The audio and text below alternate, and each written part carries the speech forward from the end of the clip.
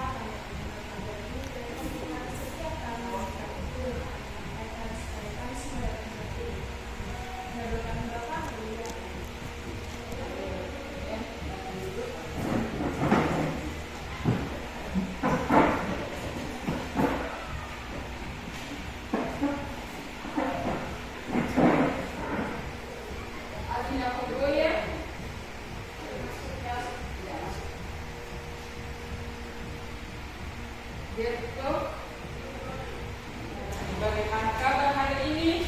Oke, puji syukur bagi Tuhan. Baik, apakah ada di ruangan ini yang memiliki trauma sosial dalam bergaul? Ada?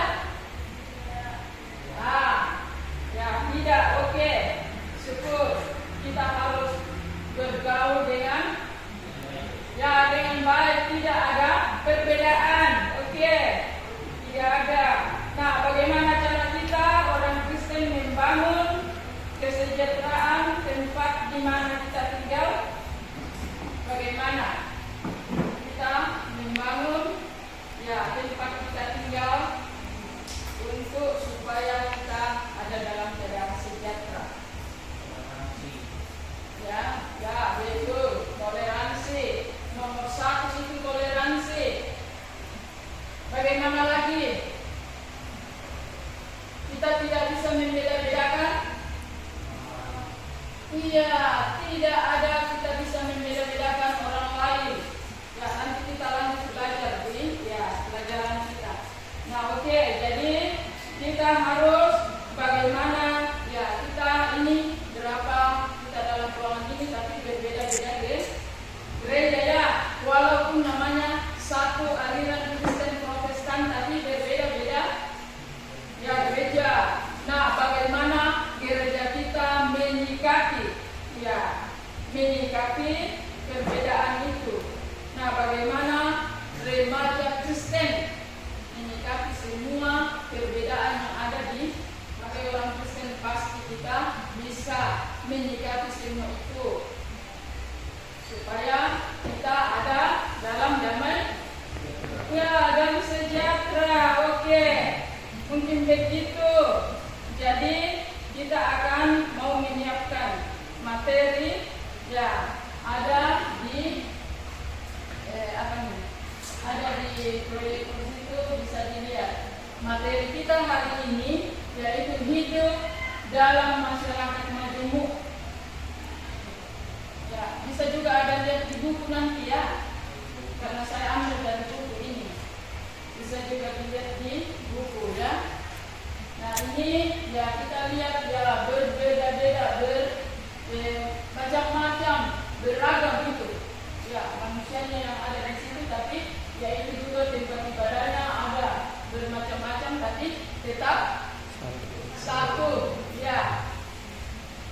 Sudah kamu jelas tahu bahwa kita tetap satu itu kita masuk di tujuan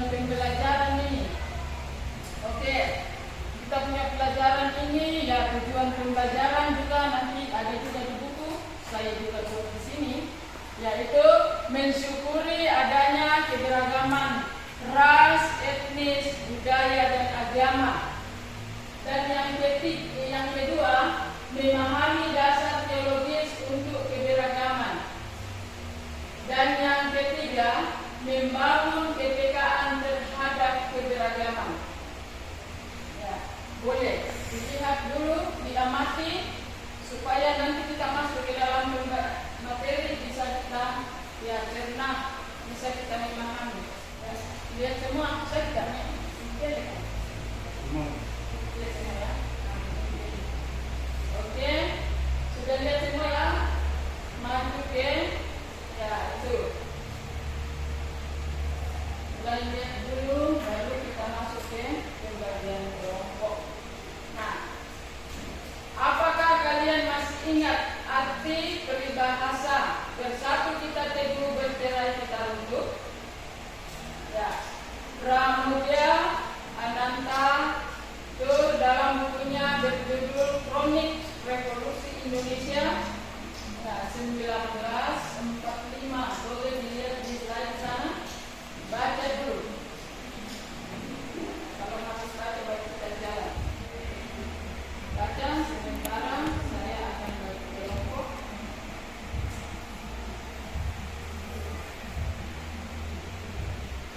Sudah membaca semua? Nanti laporan saya bagi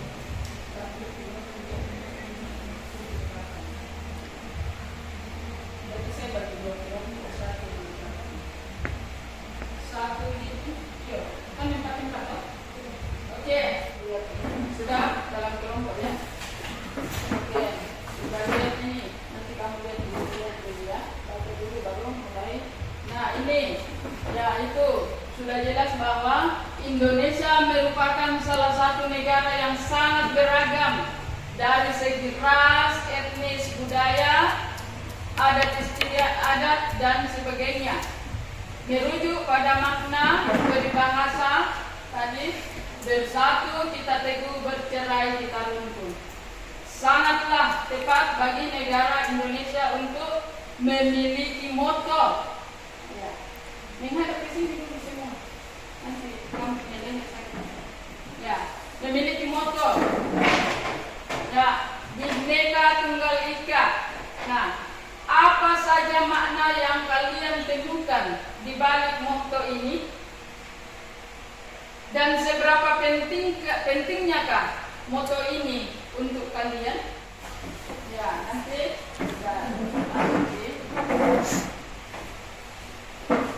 nah ini bukan hanya secara fisik ya, etnis dan budaya. Penduduk di wilayah NKRI pun memiliki keberagaman dalam hal agama dan keyakinan.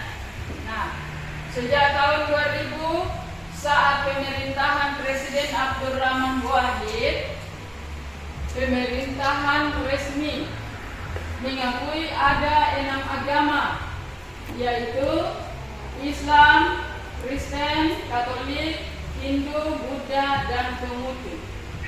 Nah, keenam agama yang disebutkan terlebih dulu memang merupakan bawaan dari mereka yang datang ke wilayah Indonesia mulai abad pertama Masehi, sedangkan agama asli Nusantara sudah terlebih dulu ada sebelumnya. Nah, biasanya ya yang saya tahu juga dulu agama asli Indonesia ini agama Hindu. Ya, bahkan juga kan masih ada yang lain sekarang kan, masih banyak apalagi orang Barat lagi. Bahkan juga banyak orang Jawa. Ya, kalau di Toraja dulu itu agama itu yang pertama itu agama asli. Ya, mungkin itu sudah kita lihat ya ada manusia berbeda-beda tetapi satu, saling merangkul. Ya, itulah semboyan tadi ya. Itulah moto yang ada di dalam Bhinneka Tunggal Ika. Ya. Kita masuk di teologis ya. Nah, dalam kisah para rasul ini mengisahkan bagaimana orang-orang dari berbagai penjuru dunia yang di Yerusalem, kemudian menyerahkan diri mereka untuk dibaptiskan. Inilah yang menjadi model komunitas yang diharapkan Allah. Komunitas yang terbuka bagi semua orang. Keterbukaan ini semakin dipertegas oleh pekerjaan Paulus yang memberitakan Injil kepada bangsa-bangsa.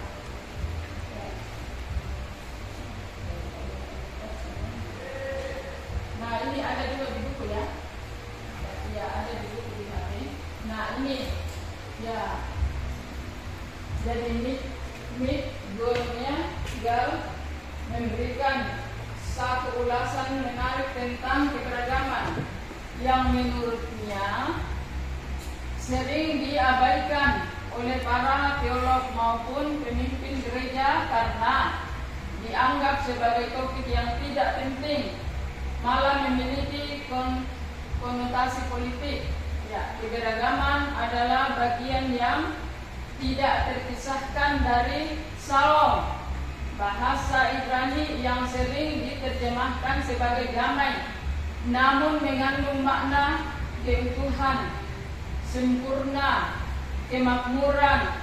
Sebagai bagian dari sejak awal Tuhan menciptakan alam semesta beserta isinya. Semua yang diciptakan Tuhan adalah baik dan indah, baik alam, tumbuhan, binatang maupun manusia.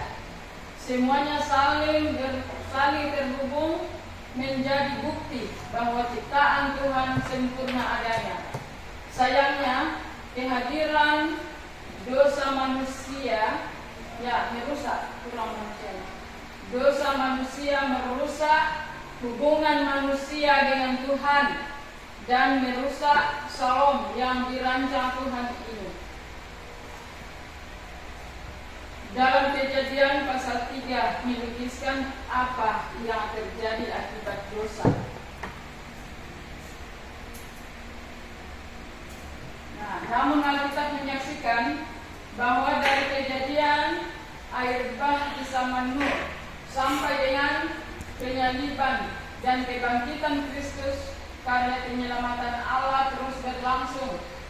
Karyanya baik dalam bentuk penciptaan, pemeliharaan, penyelamatan maupun pembaruan terus berlangsung sampai pada akhirnya. Berdasarkan uraian tersebut, jelas sekali bahwa Allah menginginkan kita untuk bersama dengan sesama kita yang berbeda-beda, baik secara etnis, suku, agama maupun kelas sosial. Gereja diharapkan mencontoh bagi masyarakat seperti ini. Membangun kepekaan terhadap keberagaman. Sekolah menjadi tempat yang penting untuk membangun kepekaan siswa terhadap keberagaman. Sekolah adalah komunitas mini karena terdiri dari berbagai kelompok usia, suku, golongan, dan mungkin juga agama. Tapi kita dalam ruangan ini ada komunitas semua. Ya. Jadi kita harus saling membangun komunikasi yang toleran. Jadi konsep pendidikan yang menekankan keberagaman dari Lee. Tujuan pendidikan seperti ini adalah membentuk suatu komunitas Shalom sama seperti yang Tuhan perintahkan. Setiap orang perlu menyadari bahwa setiap manusia diciptakan seturut dengan gambar dengan citra Tuhan. Ya, atau imago Dei yang saya selalu bilang itu. Dan setiap manusia harus diperlakukan secara adil dengan penuh hormat. Itu tidak ada yang lebih tinggi dan tidak ada yang lebih rendah. Itu masalah. Oke, sekarang kita coba itu tulis dulu. Ini ada pertanyaan untuk kamu kelompok ini. Dengar ya, dengar. Atau bisa dikompetisi saja nanti. Dengar. Ini. perhatikan komposisi teman-teman. Tulis. Ya, itu nanti ya, perhatikan komposisi teman-teman. Tapi lihat Alkitabnya dulu. Satu orang tulis Matius 7 ayat 12. Nanti saya jelaskan dulu baru kamu. Matius 7 ayat 12 itu yang pertama. Yang kedua Yohanes pasal 4 ayat 1 sampai 42. Yohanes pasal 4 ayat 1 sampai 42. Dan Yesaya 59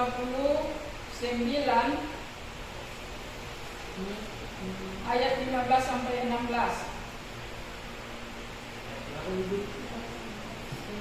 sampai 16. Oke, ya kamu dengar dulu, saya jelaskan. Nanti kamu tinggal diskusikan. Ya, yaitu Matius Matius 7 ayat 12 di sini.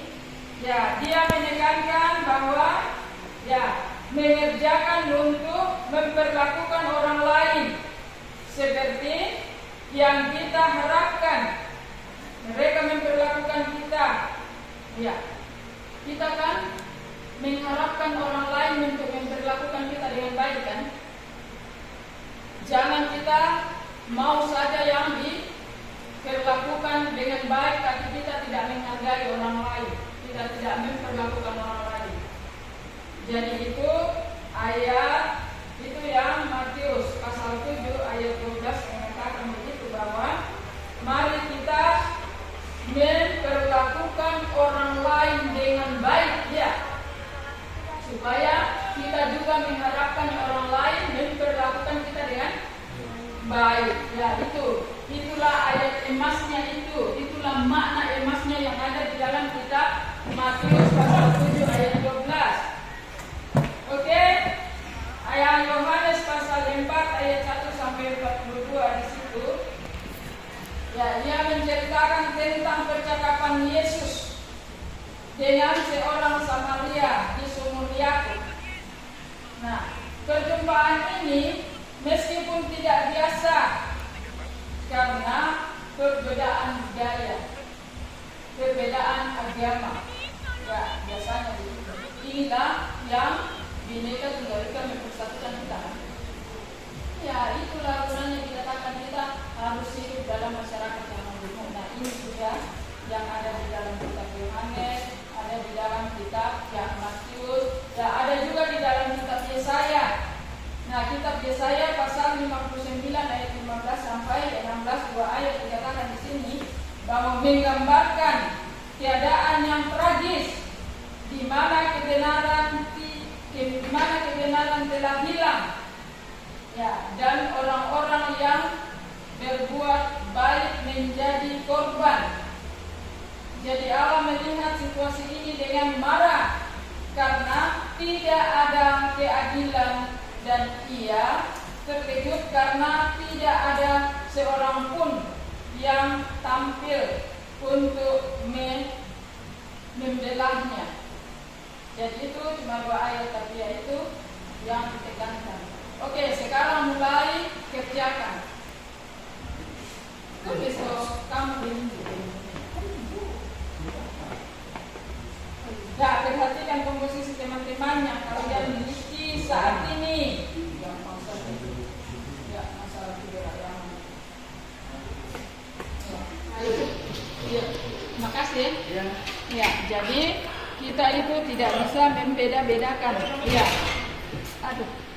karena kita ini sudah dijelaskan bahwa agama pun, suku apapun, ya, laki-laki perempuan sudah jelas dikatakan di dalam kitab Injil, bukan Injil lah, tadi Galatia ya, dalam perjanjian baru Galatia 3 ayat 28. Tidak ada orang Yunani, tidak ada orang Yahudi, tidak ada hamba, tidak ada orang merdeka, tidak ada perempuan, tidak ada laki-laki, tetapi tetap satu. Disitulah yang mempersatukan kita tinggal di dalam masyarakat majemuk. Ya, sudah dikatakan tadi kelompok 1 dibilang ya dalam ruangan ini walaupun berbeda ya latar belakang, berbeda suku, berbeda ya jenis kelamin berbeda, apalagi ya ras ya, tapi tetap satu, iya toh. Jadi itu tidak ada yang bilang saya yang ini, saya yang itu. Mari kita saling sepenanggungan, mempererat tali kasih kita.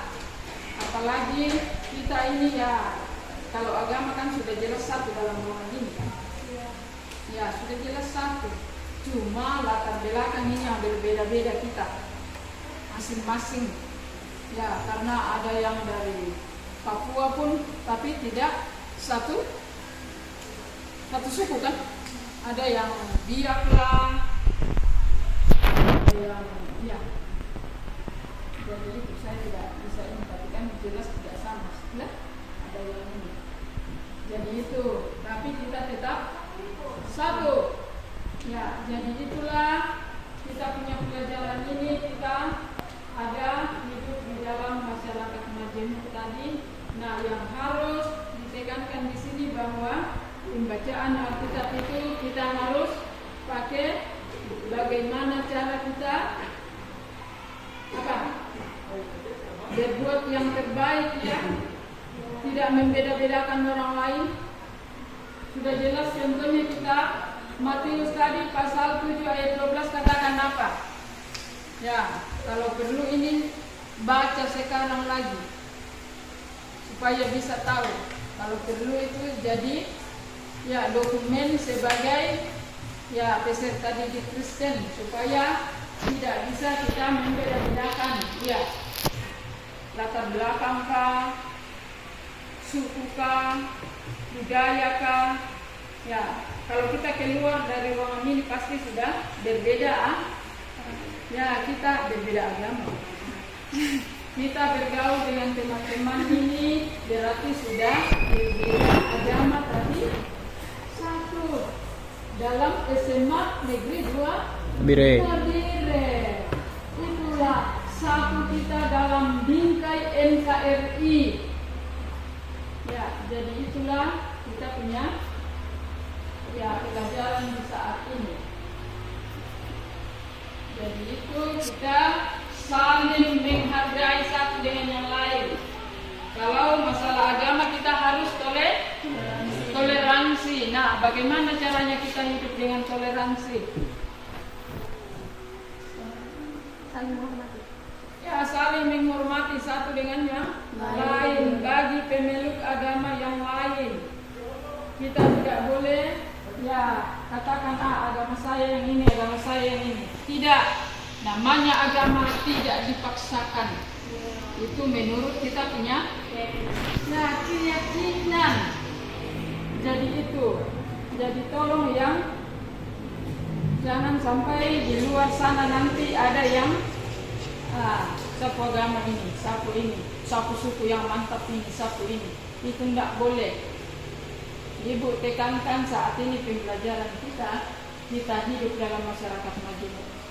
Ya, itu di saat ini. Jadi itu kita lagi ya. Jadi membuat kesepakatan saat ini ya, baik ya ibu guru maupun peserta didik. Jadi ayat nas Alkitab yang disajikan dengan kondisi tadi itu hidup dalam masyarakat majemuk itu harus ya muncul selama pembelajaran kita ini tadi. Jadi harus di ya agendakan materi, ya toh. Jadi sekarang kita ya sekarang ibu guru mana itu kamu punya itu tadi diskusi saya periksa.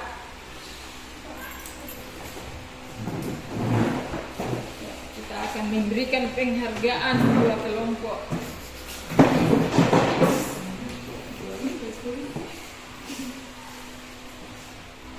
Ya mana? Bukan. Ini kelompok 2 ya? Iya.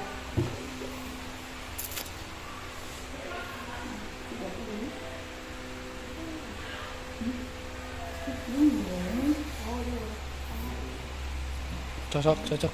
Baik. Baik. Oke.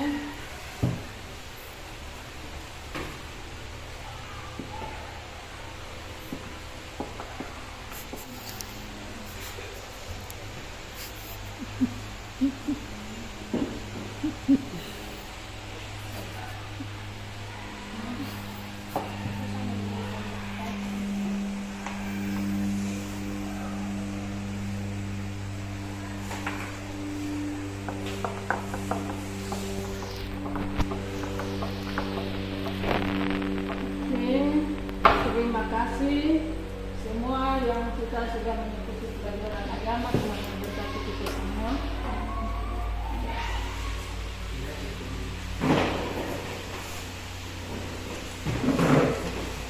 Ya oke, Romi, maju. Tunggu satu lagu. Ya, menghadap di sini semua sudah.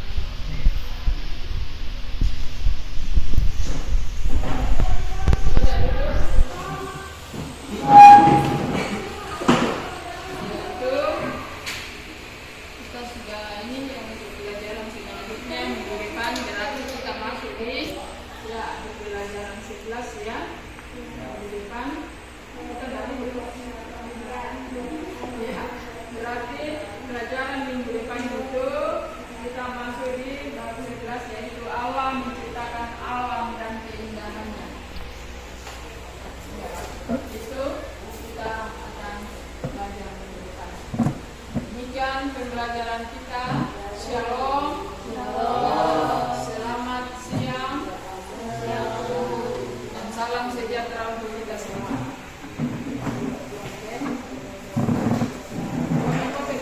Sampai salam-salam.